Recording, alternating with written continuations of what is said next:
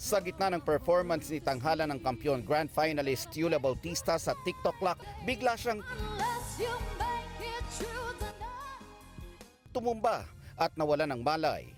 Agad namang binigyan ng paunang lunas si Yula, nilagyan ng oxygen at isinakay sa wheelchair bago isinugod sa ospital. Matapos ang di inaasahang insidente, nagpaunlak si Yula ng interview sa GMA Integrated News. Pansing bumalik na ang kanyang masayahing disposisyon, pero bakas ang kanyang pag-aalala sa tuwing binabalikan ang oras na natumba siya on Nationwide TV.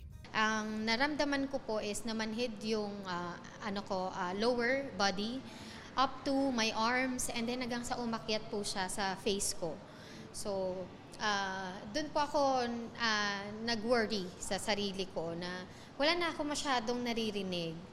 Parang everything is a blur. Tapos, ang nasa isip ko na lang, baka nasa-stroke ako. Ano nga ba ang posibleng dahilan nito? Sabi po ng medic is lack of oxygen. Possibly because of the corset that I was wearing.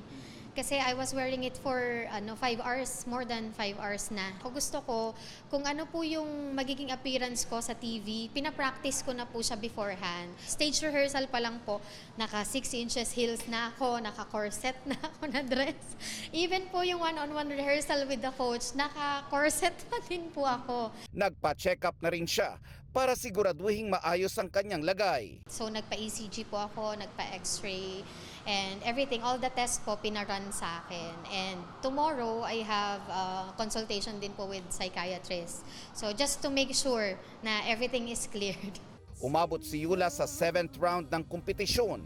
Kahit kasama na siya sa grand finals, gusto daw niyang iangat pa ang laban para paabutin hanggang round 10. Nanghinayang po talaga ako.